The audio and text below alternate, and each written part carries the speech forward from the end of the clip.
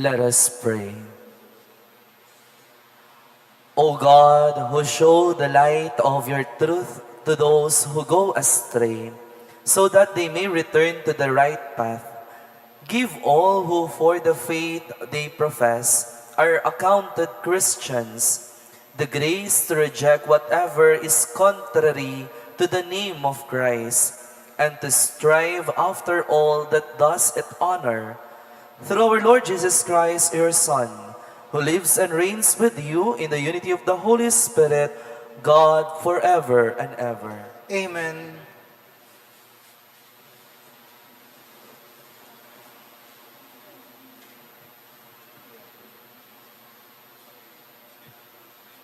A reading from the book of the prophet Isaiah.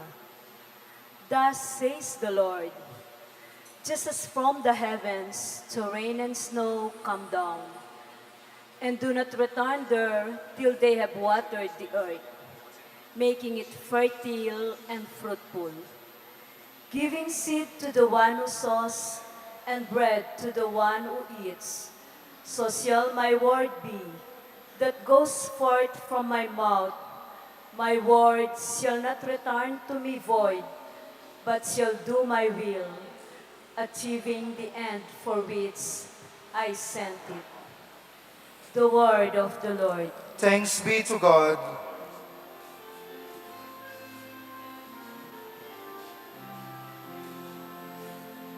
The seed that falls on good ground will yield a fruitful harvest. The seed that falls on good ground will yield a fruitful harvest. You have visited the land and watered it. Greatly have you enriched it. God's watercourses are filled. You have prepared the grain. The seed that falls on good ground will yield a fruitful harvest. The seed that falls on good ground will yield a fruitful harvest. Thus you have prepared the land, drenching its furrows, breaking up its clods, softening it with showers, blessing its yields. The seed that falls on good ground will yield a fruitful harvest. The seed that falls on good ground will yield a fruitful harvest. You have crowned the year with your bounty, and your pots overflow with a rich harvest. The untilled meadows overflow with it, and rejoicing cloths the hills. The seed that falls on good ground will yield a fruitful harvest. The seed that falls on good ground will yield a fruitful harvest. The fields are garmented with flax, and the valleys blanketed with grain. They shout and sing for joy.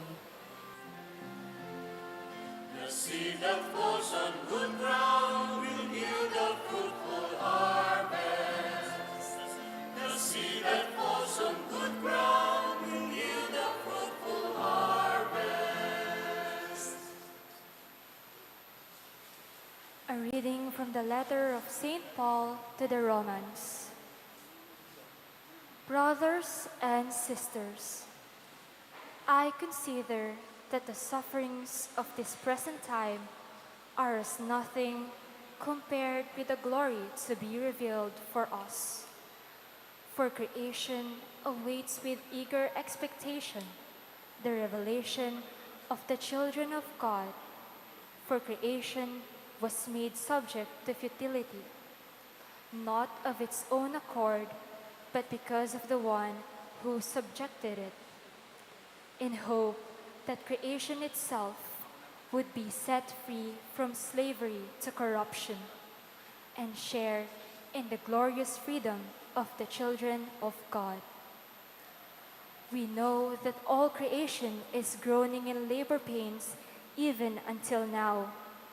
And not only that, but we ourselves, who have the first fruits of the Spirit, we also groan within ourselves as we wait for adoption, the redemption of our bodies. The word of the Lord. Thanks be to God.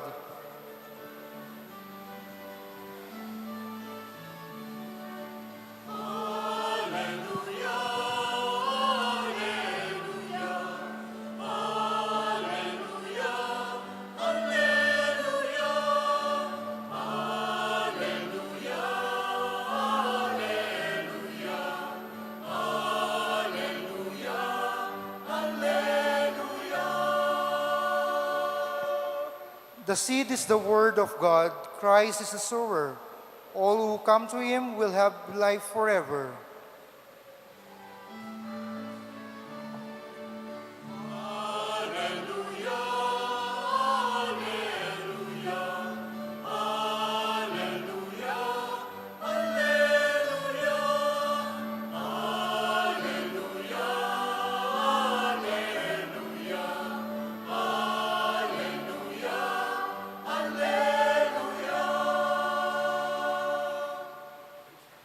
The Lord be with you. And with your spirit, A reading from the Holy Gospel according to Matthew. glory to you, O Lord.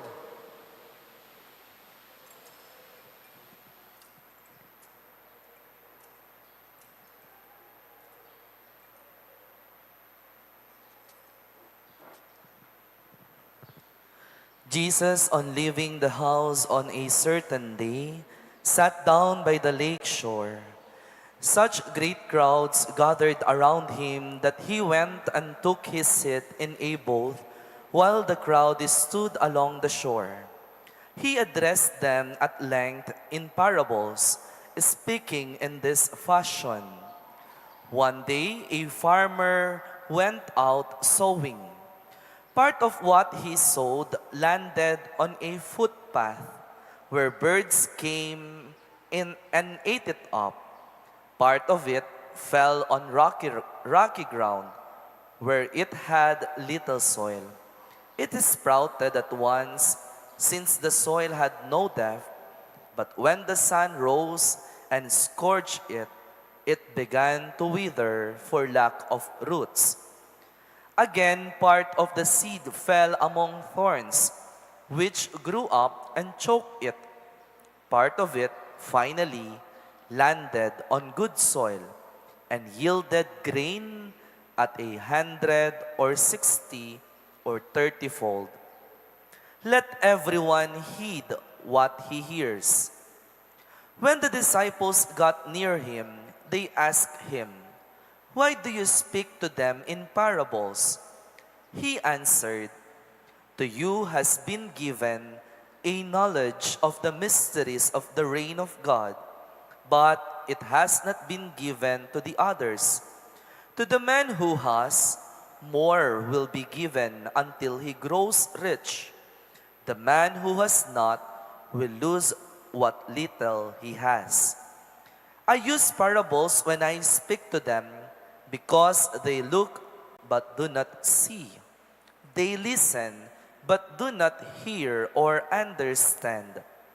Isaiah's prophecy is fulfilled in them, which says, 'Listen as you will, you shall not understand. Look intently as you will, you shall not see.' Sluggish indeed is this people's heart. They have scarcely heard with their ears, they have firmly closed their eyes.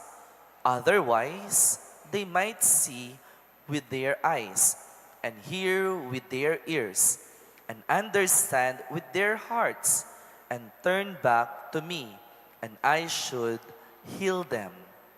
But blessed are your eyes because they see, and blessed are your ears because they hear.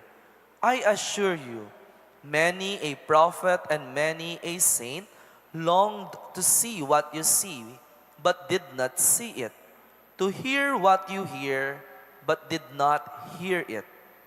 Mark well, then, the parable of the sower.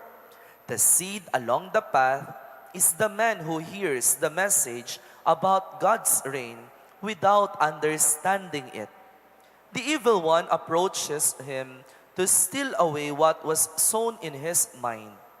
The seed that fell on patches of rock is the man who hears the message and at first receives it with joy. But he has no roots, so he lasts only for a time. When some setback or persecution involving the message occurs, he soon falters. What was sown among briars is the man who hears the message, but then worldly anxiety and the lure of money choke it off. Such a one produces no yield. But what was sown on good soil is the man who hears the message and takes it in. He it is who bears a yield of 100 or 60 or 30-fold. My dear brothers and sisters, the gospel of our salvation. Praise to you, Lord Jesus Christ. Once again, good evening po sa inyong lahat. Happy Sunday! Ay, ang lungkot po ninyo. Ulitin po natin, Happy Sunday! Palakpakan po natin ang Panginoon. Kindly greet each other. Pag-greet po natin yung mga katabi natin ng Happy Sunday. My dear brothers and sisters in the Lord, today we celebrate the 15th Sunday in Ordinary Time. Nais ko pong simulan ang aking pagninilay sa isang karanasan ko noong ako ay nag-aaral pa ng elementary. Noong pong ako ay nag-aral ng elementary, ako po ay nagtapos sa isang public school doon sa aming barangay. And then, noong pong nag-aaral ako ng elementary, marahil yung iba siguro dito na nag-aral po sa mga public school na elementary school, makaka-relate kayo marahil sa aking karanasan na ito. During our time, mayroon pong isang subject noong kami nag-aaral ng elementary, yung subject na EPP. No po? EPP. Ngayon po ay TLE na po siya dahil sa K-12. Ne po? Yung EPP po, yun po yung subject na kung saan kapag yun na yung papasukan mo na subject mo, imbis na sa loob ka ng classroom nagkaklase, yung iba pong teacher, pinapalabas yung estudyante nila. Saan po sila nagpupunta? Nasa may hardin po sila ng paaralan. Sila po ay gumagawa ng mga plot. Yung pong mga pinagtatamnan ng mga halaman, ng mga binhi. Niya po. Yun po yung isa sa mga karanasan ko nung ako ay nag-aaral ng elementary. Na tuwing magpapasok na po kami sa subject na ito, ang aming guro, we were instructed to make a plot for the seeds na aming itatanim sa aming mga plot na gagawin. May mga seeds na ibibigay ang guro, may mga seeds na i-distribute ang guro sa amin, and then our task as students is to make our own plots. Yung pong plots, yun yung hahanda mo yung lupa na pagtatamnan sa mga binhi na binigay ng guro sa amin. Siyempre po kapag naghahanda ka ng mga plot, kailangan unang gagawin mo ay ang bubungkalin mo. Nepo, siguro yung mga nagtatanim po dito sa kanilang mga bakuran, medyo nakaka-relate sa inyo. Kapag gumagawa ka ng plot, kailangan aalisin mo yung mga damo na nakalagay dyan. Isasantabi mo yung mga damo para sa gayon hindi magiging sagabal kapag nagtanim ka ng binhi. At kapag natapos na, kapag nagawan mo na yung plot ng maayos at nagawa mo na ito and then you prepared it well, doon ka palang magsisimulang magtatanim ng mga binhi. And then, pagkatapos nun, doon mo hihintayin kung ang binhi na ibinigay sa iyo, na ang binhi na itinanim mo, doon mo makikita kung magbubunga ba o lalaki ba ito. Kung magkakaroon ba ito ng bunga o mamamatay ito. My dear brothers and sisters in the Lord, sabi po ng iba, mahirap daw po ang maghalaman. Mahirap ang magtanim ng binhi. Pero I think, ang mahirap hindi naman po yung mainit na araw na nararanasan mo habang nagtatanim ka. Ang mahirap hindi naman po yung pinagpapawisan ka habang hinahanda mo yung lupa na pagtatamnan mo. The hard part is about the uncertainty of the results. Mayroong pagkakataon na kung saan some seed will never grow. Some seed will be wasted. Surely there will be some that will grow and yield flowers or fruits or grain. But you have to wait to find out when and how much is the yield. Maghihintay ka habang inaayos mo yung binhi. In our gospel for today, my dear brothers and sisters in the Lord, the parable of the Lord Jesus today about the seeds does not mean just literal seeds. Jesus does not simply tell us about a farmer sowing seeds. He tells us a story about our own selves. Sa atin pong ebanghelyo, mayroong tatlong bagay na ipinakilala ang Panginoon sa atin. The sower, the seed, and the soil. Doon po sa first two, wala na po tayong pag-uusapan doon. Because the gospel is stated to us that the sower is the Lord. The seed represents the Word of God.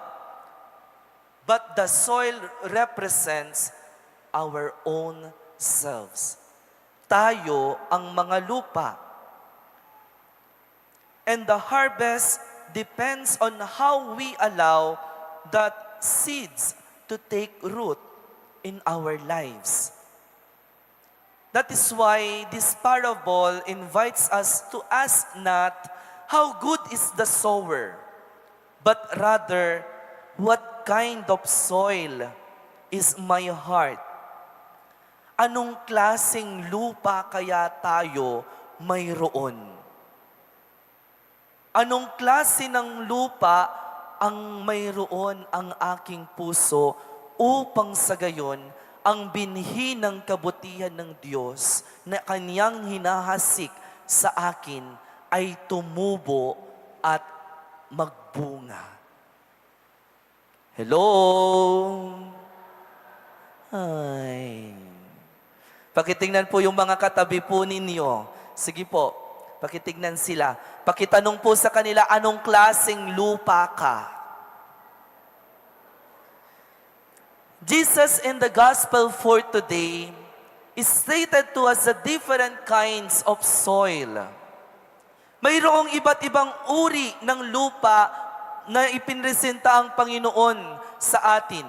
Mayroong lupa na kung saan madamo, mayroong mga lupa na kung saan puno ng iba't ibang mga kahoy at may tinik na kung saan nakakalat at mayroong isang lupa na mabuti at doon ay nagbubunga ito. Now, the question to us, alin tayo sa mga lupang ito? Bakit?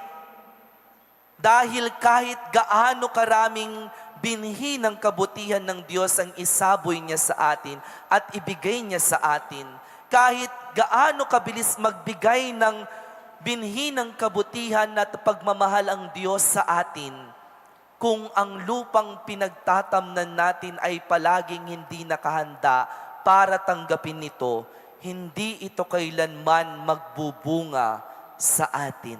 Amen? Kung ang ating lupa ay puno ng tinik, kung ang ating lupa ay puno ng damo, ng hinanakit at ng iba't ibang sakit na hindi makapasok ang binhi ng kabutihan ng Diyos, then magiging walang kwenta. Dahil uulitin ko po, walang problema sa tagahasik ng binhi. Walang problema sa binhi na hinahasik. Nagkakaroon ng problema sa lupang pinagtatamnan. At ang pinagtatamnan na ito, walang iba kung hindi mismo ang ating mga sarili. Amen? Kung ang Diyos pala ang tagapaghasik, at kung ang binhi pala ay ang salita ng Diyos, at tayo ang lupa na pinagtatamnan, now the challenge to all of us is to always cultivate it. Naway palagi natin itong gambulin upang sa gayon magbunga ito ng kaaya-aya sa harapan ng Diyos. Amen? Palakpakan po natin ang Panginoon. The question is this: why do we need to cultivate it? Bakit kailangan pa nating gambulin ang ating mga lupa, ang ating mga puso? Because God never stops sowing good seeds in us. Yan po ang isang maliwanag na nakita natin sa ating ebanghelyo, na kung saan ang Diyos ay hindi tumitigil na naghahasik ng kanyang mabubuting binhi sa atin. My dear friends, this is how God loves and cares. Ganito magmahal ang Panginoon. Ganito magkalinga ang Panginoon.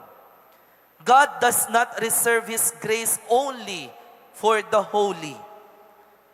Nakikipagsalita ang Diyos hindi lamang sa mga banal, kundi pati sa mga makasalanan. Tumatawag ang Panginoon ng kanyang tagapagsunod hindi lamang sa mga mabubuti, kundi pati sa mga hindi mabuti. Every moment is an opportunity for us to experience the seed that God plants in our lives. And because of this, it tells us something beautiful about God. That God never gives up on us. Kung hindi pa handa ang lupa natin sa mga sandaling ito, do not worry.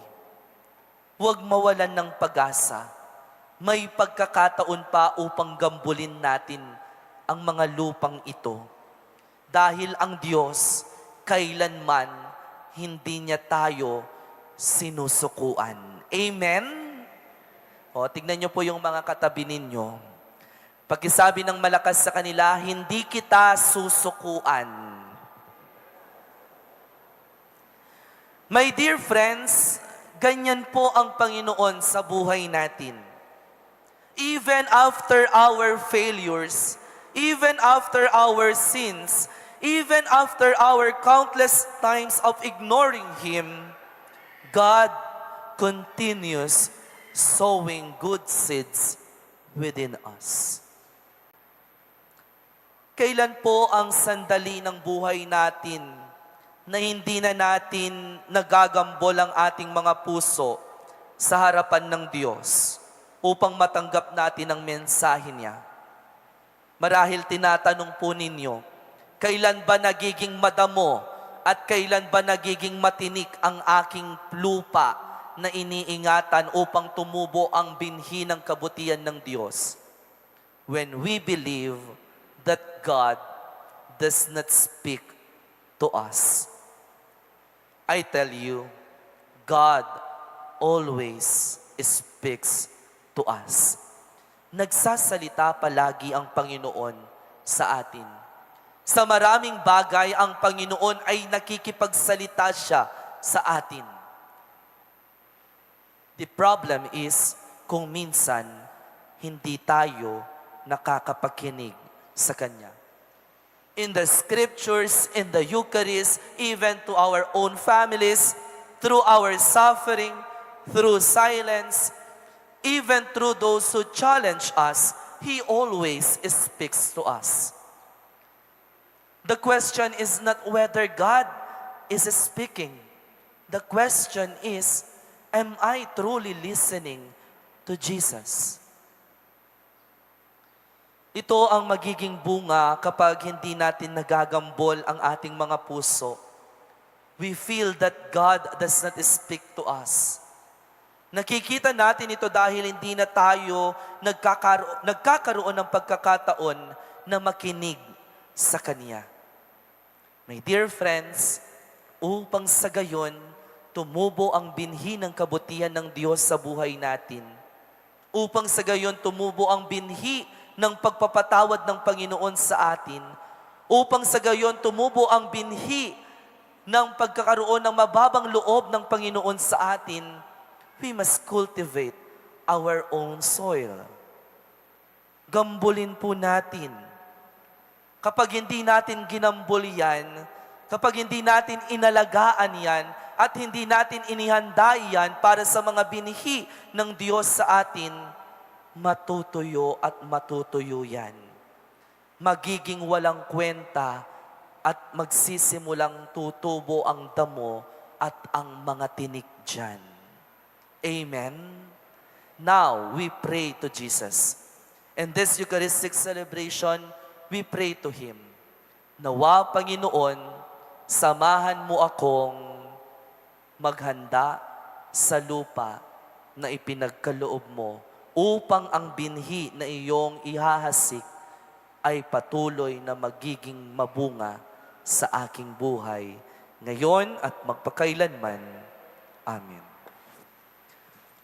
Please all rise to profess our faith. All together, I believe in God, The Father Almighty, Creator of heaven and earth, and in Jesus Christ, His only Son, our Lord, who was conceived by the power of the Holy Spirit, born of the Virgin Mary, suffered under Pontius Pilate, was crucified, died, and was buried. He descended into hell. On the third day he rose again from the dead. He ascended into heaven, and is seated at the right hand of God, the Father Almighty. From there he will come to judge the living and the dead.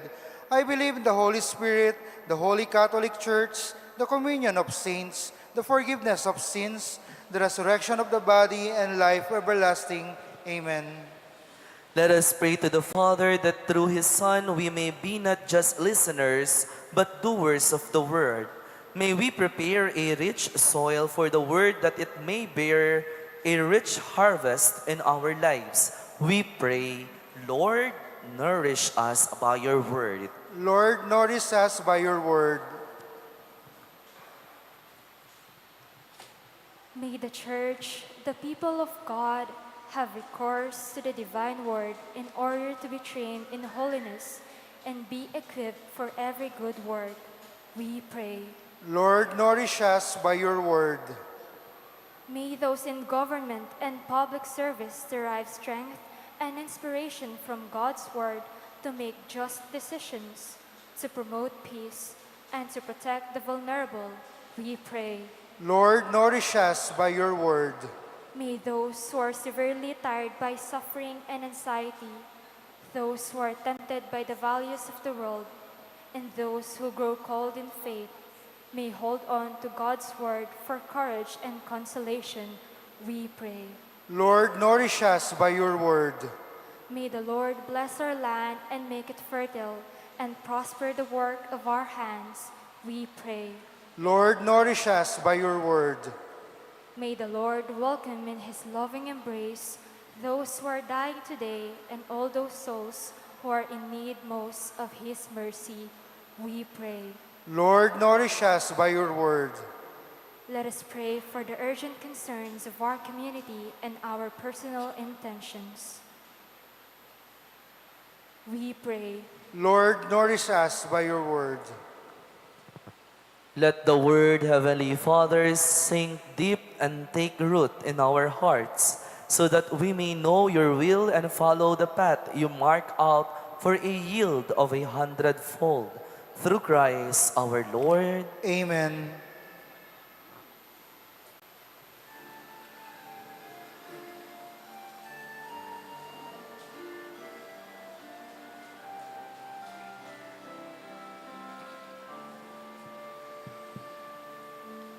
Blessed are you, Lord, God of all creation. Thanks to your goodness, this bread we offer. Through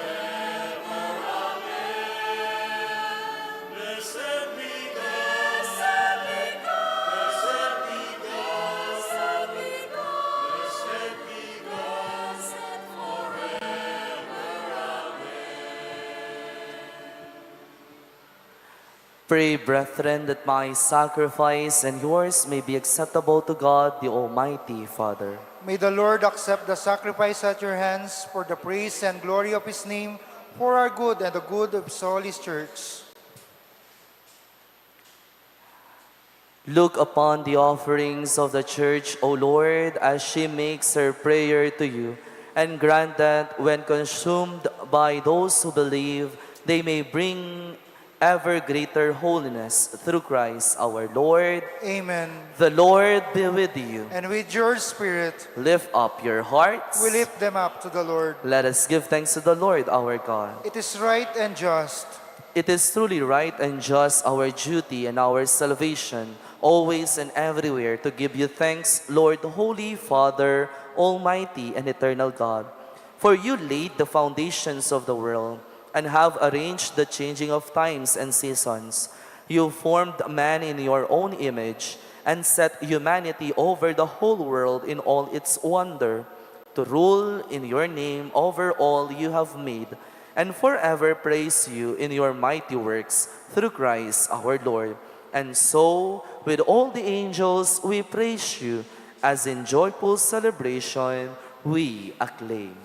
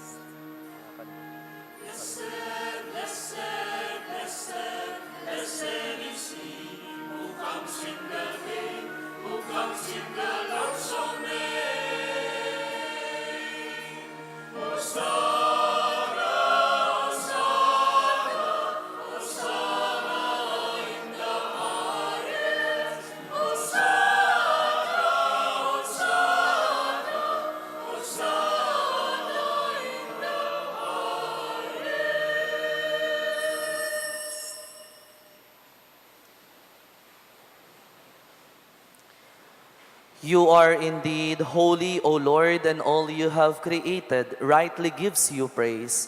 For through your Son, our Lord Jesus Christ, by the power and working of the Holy Spirit, you give life to all things and make them holy, and you never cease to gather a people to yourself, so that from the rising of the sun to its setting, a pure sacrifice may be offered to your name. Therefore, O Lord, we humbly implore you, by the same Spirit, graciously make holy these gifts we have brought to you for consecration, that they may become the body and blood of your Son, our Lord Jesus Christ, at whose command we celebrate these mysteries. For on the night he was betrayed, and he himself took bread, and giving you thanks, he said the blessing, broke the bread and gave it to his disciples, saying, "Take this, all of you, and eat of it, for this is my body, which will be given up for you."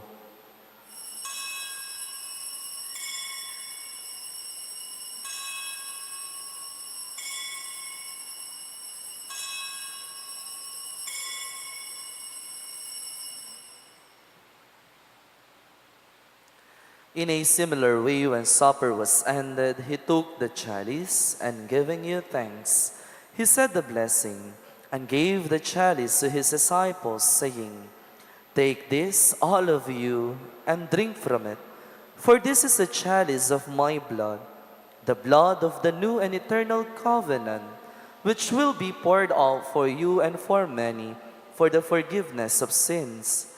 Do this in memory of me."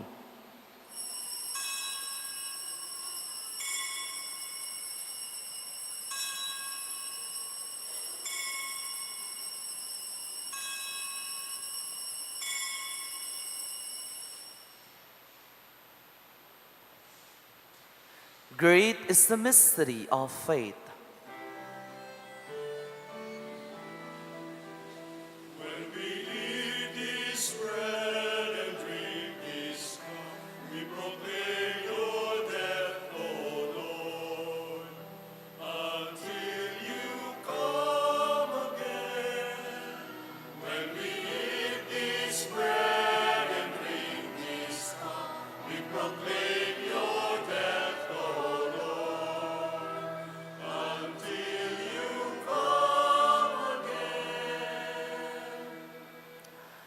Therefore, O Lord, as we celebrate the memorial of the saving passion of your Son, his wondrous resurrection and ascension into heaven, and as we look forward to his second coming, we offer you in thanksgiving this holy and living sacrifice. Look, we pray, upon the oblation of your church, and recognizing the sacrificial victim by whose death you will to reconcile us to yourself. Grant that we who are nourished by the body and blood of your Son, and filled with his Holy Spirit, may become one body, one spirit in Christ.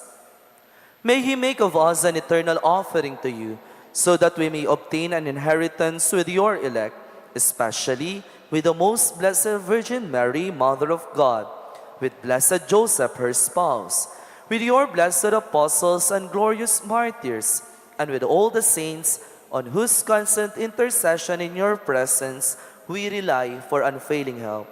May this sacrifice of our reconciliation, we pray, O Lord, advance the peace and salvation of all the world.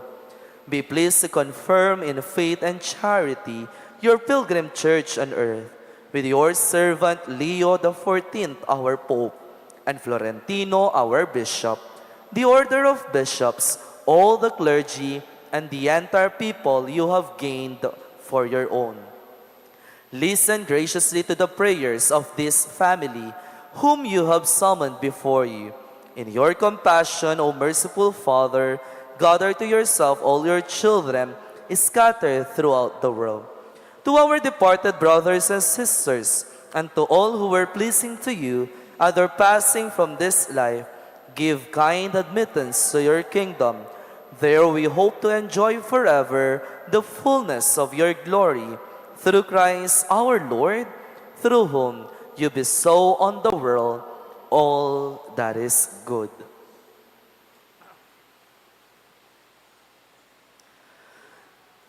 Through him, with him, and in him, O God, Almighty Father, in the unity of the Holy Spirit, all glory and honor is yours forever and ever.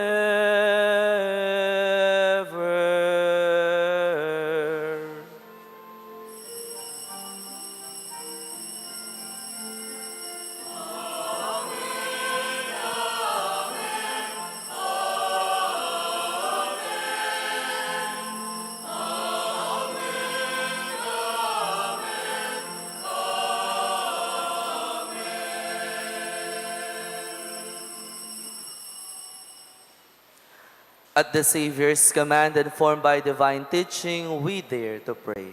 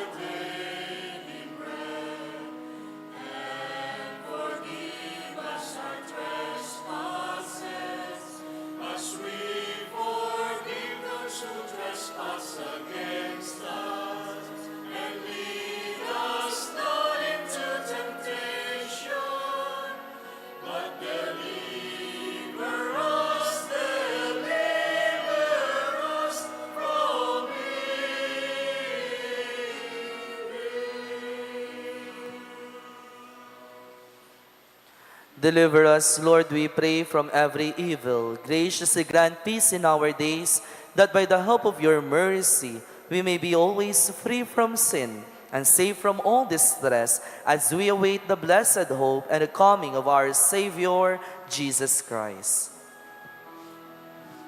For the kingdom, the power, and the glory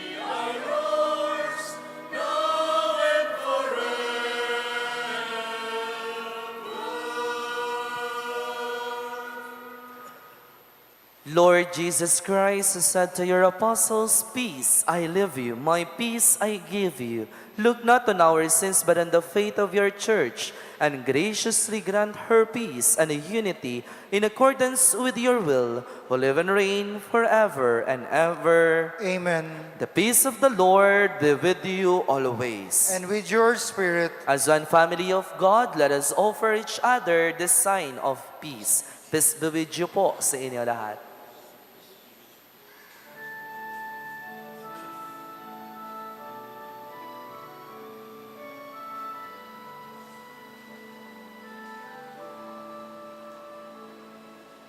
Lamb of God, you take away the sins of the world.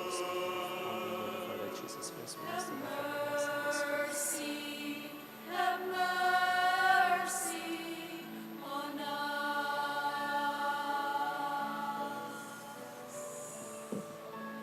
Lamb of God, you take away the sins of the world. Have mercy on us.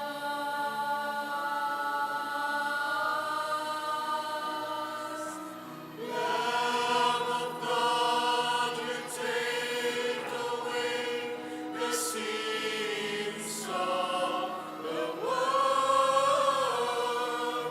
Grant us your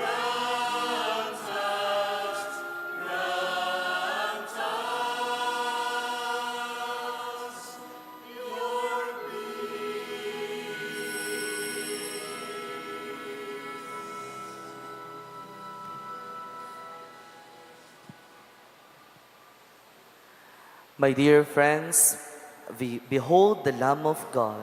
Behold him who takes away the sins of the world. Blessed are those called to the supper of the Lamb. Lord, I am not worthy that you should enter under my roof, but only say the word, and my soul shall be healed.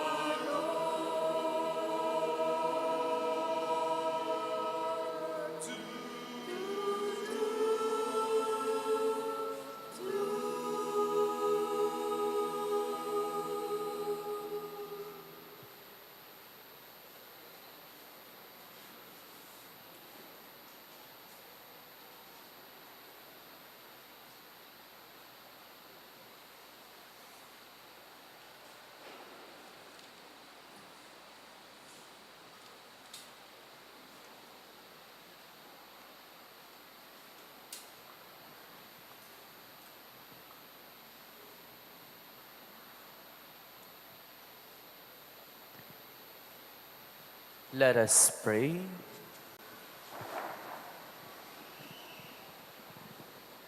Having consumed these gifts, we pray, O Lord, that by our participation in this mystery, its saving effects upon us may grow.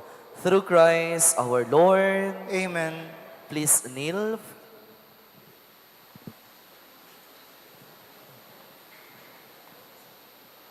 Prayer to Our Lady of Lourdes all together. Ever Immaculate Virgin Mother of Mercy, health of the sick, refuge of sinners, comforter of the afflicted, you know my wants, my troubles, my sufferings. Look with mercy on me.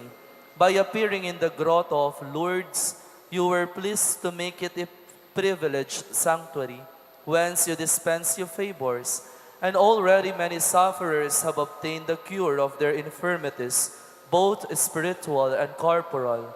I come therefore with complete confidence to implore your maternal intercession. Obtain, O loving Mother, the grant of my request. Through gratitude for your favors, I will endeavor to imitate your virtues, that I may one day share your glory.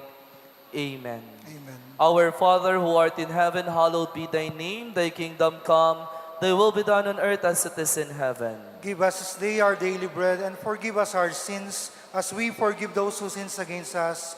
Do not bring us to the test, but deliver us from evil. Amen. Hail Mary, full of grace, the Lord is with you. Blessed are you among women, and blessed is the fruit of thy womb, Jesus. Holy Mary, Mother of God, pray for us sinners, now and at the hour of our death. Amen. Glory to the Father, and to the Son, and to the Holy Spirit. As was the beginnings, now and ever shall be, world without end. Amen. Our Lady of Lourdes, Pray for us. please be seated for a while for some announcements. Muli po, magandang gabi po sa inyong lahat. Good evening.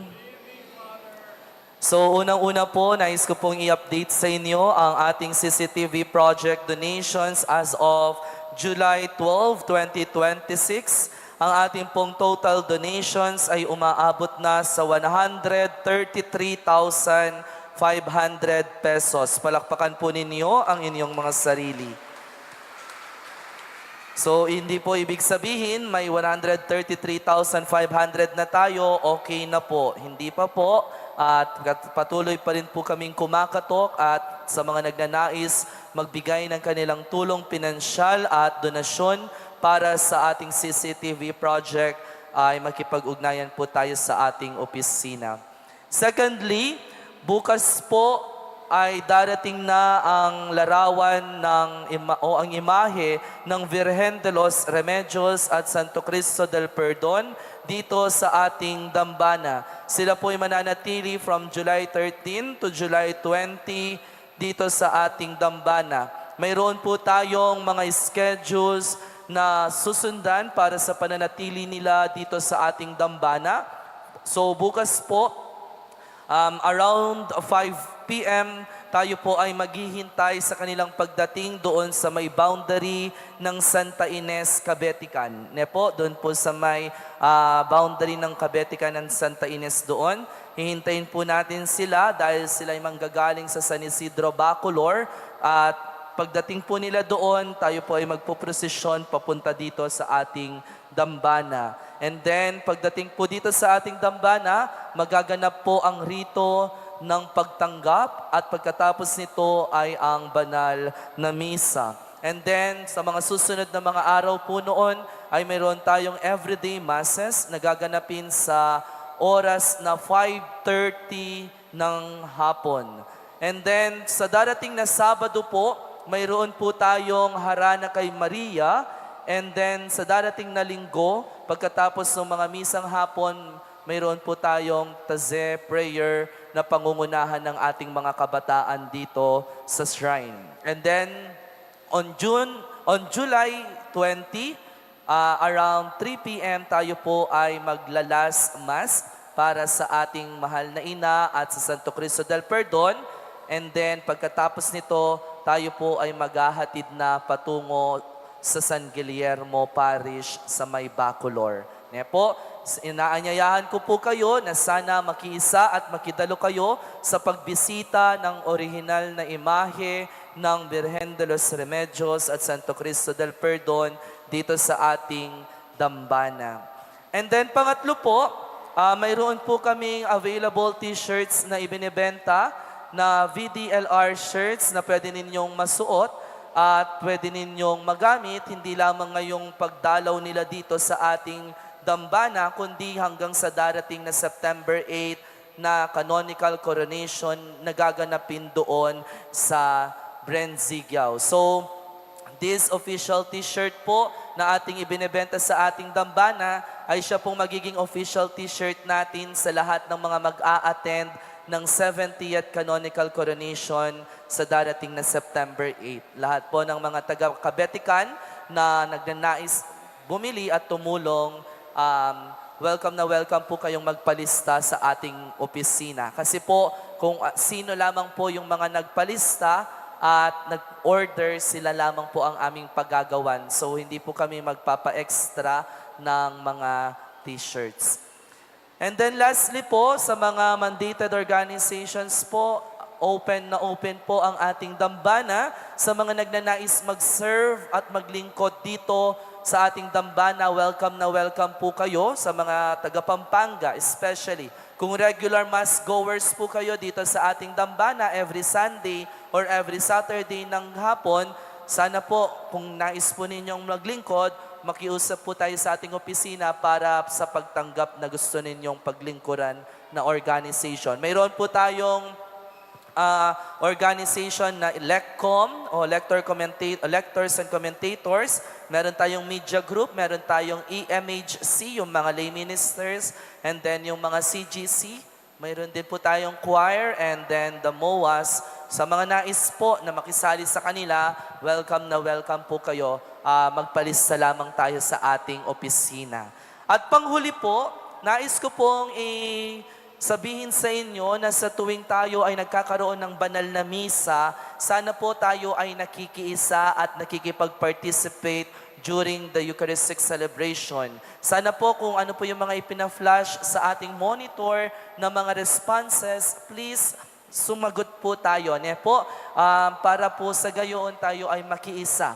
Dahil in the liturgy, the promotion of the liturgy is to have a full, active, and conscious participation of the faithful. Sana po makipag-participate po tayo sa mga pagtugon natin, lalong-lalo na sa mga kanta. Po, kung alam ninyo yung mga kanta, kung alam po ninyo yung mga tono ng kanta na kinakanta ng mga choir, sumali po tayo, lalo na kung maganda ang boses. Po, amen?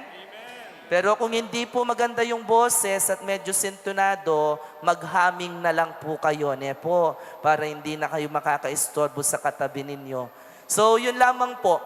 And then lastly po pala, sa mga nabibigyan po ng mga white envelopes during their entrance at the entrance door, yung mga humihingi ng mga white envelopes po, kung gusto po ninyong mag-offer during the offertory, doon po ninyo i-offer. Huwag po ninyong ilalaglag sa collection. Po, huwag po ninyong ilalaglag sa collection, i-offer nyo po during the offertory para sa gayon ay mabasbasan ko po kayo habang during the offertory na ginagawa natin. Po, uulitin ko po, kapag po nangingi kayo ng envelope doon sa mga CGC na nasa likod at nabigyan po kayo, mag-offer po kayo dito sa harapan during the offertory. Yun lamang po, maraming salamat po sa inyo. Palakpakan po ninyo ang inyong sarili. Please all rise. The Lord be with you. And with your spirit. And may Almighty God bless you, the Father, the Son, and the Holy Spirit. Amen. Our celebration has been offered. Go in the love and peace of Christ. Thanks be to God. Good evening po sa inyong lahat. Good evening muna, ma'am po.